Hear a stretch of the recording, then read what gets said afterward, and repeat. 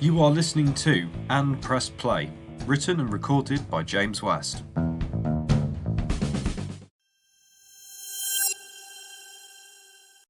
Hello, and welcome back to And Press Play. This week, I am reviewing Eurydice by Katherine Priddy, taken from her 2021 debut album, The Eternal Rocks Beneath. Now, this is the first song I've reviewed where the first time I heard it, it was at a live performance. I was lucky enough to see Katherine Priddy about a year or so ago, and she was brilliant. I bought the album in the interval. Katherine Priddy remarked just before her performance of Eurydice that she was inspired by Greek myths and legends, and perhaps Eurydice is the best example of that, not just solely because of the title. As given by the name, this song is all about the wife of Orpheus, who was stung by a snake and died. Orpheus then descends to the underworld to rescue her, ultimately failing in his endeavours. The song opens with some light guitar, strings, and some whispered speech, which fades as soon as Priddy starts singing, and there's a quiet, sharp drum beat which contrasts nicely against her vocals. Lyrically, this verse is very natural with "You're darker than days, I thought you were sun, stars in your eyes when your shirt was undone," which gives the impression that this is what Orpheus was like after Eurydice died. Bleak and morose, the exact opposite of what he was like before, and the dichotomy of darker than days, thought you were sun, works really well to establish that, as if Eurydice's ghost is looking at Orpheus after she's died and seeing what he's turned into. As we move into the second verse, the guitar and drums continue to provide that contrast against Priddy's voice, which by this point sounds sadder and more remorseful. Lyrically, this becomes more interesting as the verse goes, "A black hole, my dear, a beautiful empty, you're sucking me dry and spitting out memories." I love the phrase, "a beautiful empty," an apt description of Eurydice's ghost, which follows Orpheus back to the surface. The latter half of this verse feels like we are in Orpheus's head, seeing his doubts and worries as he continues his journey out to the underworld. The rhetorical questions of, "Are you still there, love? Do you have nothing to say?" really help emphasise his desperation. He doesn't want to turn around, but needs a sign to know that she's behind him.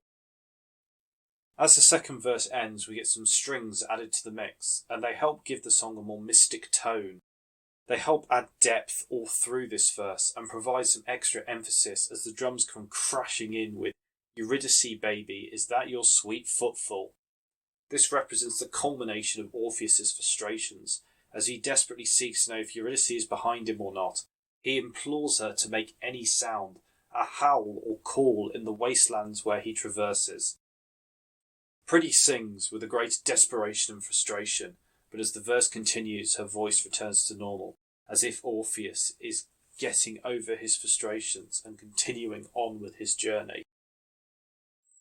The next verse is much calmer musically, as if Orpheus again has calmed down and is resolved that Eurydice will follow him up to the surface. Lyrically, he lists all the ways he doesn't know she's there. He can't tell what she's thinking, can't read her eyes, but he trusts she'll follow him up to the surface. It's only on the final line where that frustration returns slightly, and Priddy's voice becomes slightly harder in tone, suggesting a note of bitterness. The strings return to signify a change in mood, and it adds some more depth, showing that Orpheus is still frustrated.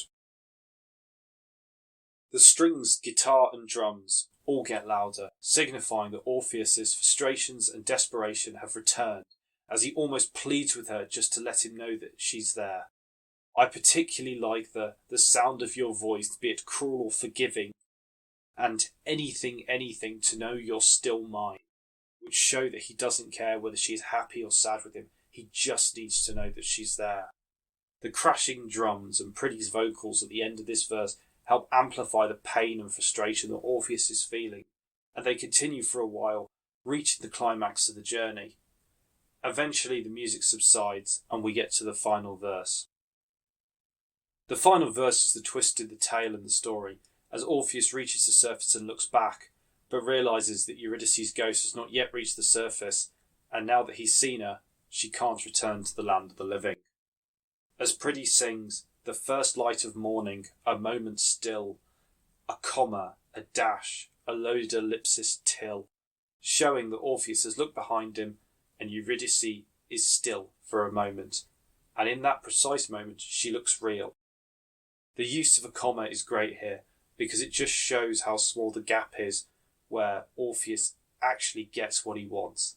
He sees Eurydice before she slides back into the underworld. The latter few lines really emphasise this with, "You sink under slowly, I knew you were only a shadow behind me."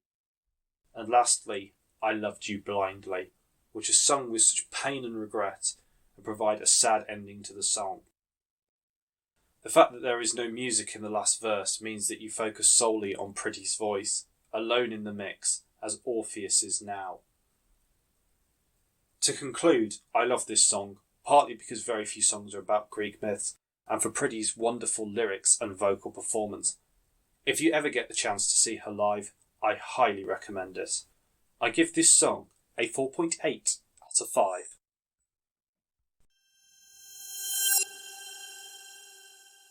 Hope you enjoyed this episode, and I'll see you next time.